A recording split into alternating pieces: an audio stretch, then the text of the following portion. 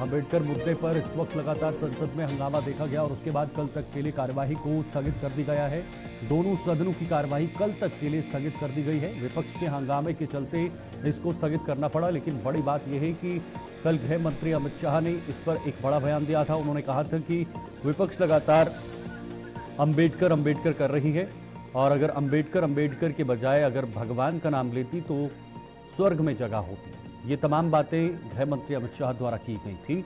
उसको लेकर इस बात को जो है वो रट कर कहीं ना कहीं विपक्ष ने संसद में फिर से जोरदार हंगामा किया है।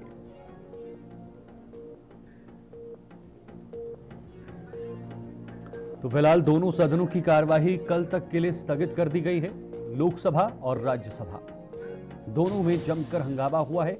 विपक्ष किसी भी कीमत पर सदन चलने नहीं दे रहा और अपने जो मुद्दे हैं वो रखने की यहां पर कोशिश की जा रही है।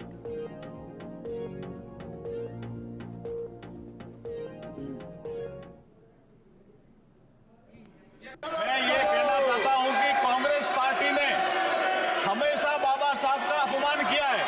जब बाबा साहब जिंदा थे तो उनका तिरस्कार किया है। इन्होंने तो कांग्रेस पार्टी ने तो अपने ऑफिस में बाबा साहब का फोटो लगाने के लिए भी मना कर दिया था। बाबा साहब के बाबा और दो बार चुनाव हराया लोकसभा का। ये तो बाबा साहब का अपमान करने वाले लोग हैं और हम बाबा साहब का सम्मान करने वाले लोग हैं। जो उस हाउस में, जो राज्यसभा में माननीय गृह मंत्री जी ने जो जवाब दिया था, जो संविधान की 75 साल की यात्रा पर उस हाउस की बात, और अब ये बाबा साहब के चित्र लेकर के आ रहे हैं और ये बाबा साहब का अपमान करने वाली पार्टी आज मजबूर हुई है, क्योंकि नरेंद्र मोदी जी ने बाबा साहब के 5 तीर्थ स्थान बनाए हैं। बाबा साहब का नाम स्वर्ण अक्षरों में लिखा जाने लगा है, लोग बाबा साहब का नाम लेने लगे हैं। तो मजबूरी में ये बाबा साहब का नाम ले रहे हैं। इनका कोई सम्मान नहीं है, बाबा साहब के प्रति कोई सम्मान नहीं है।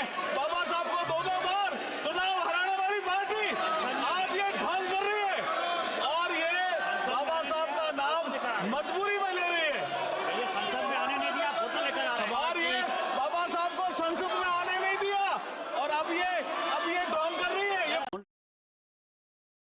तो आपने देखा सदन में किस तरह से हंगामा हुआ और वहां पर जो कानून मंत्री हैं उन्होंने भी बाबा साहब अंबेडकर को लेकर कांग्रेस पर निशाना साधा। उन्होंने कहा कि कांग्रेस तो उनका फोटो लगाने के लिए भी तैयार नहीं होती थी और कांग्रेस ने अपने कार्यकाल में या जो अपनी सरकारें चली थी उस समय कितना संविधान को लेकर उन्होंने ये तक भी इमरजेंसी तक भी लगा दी थी।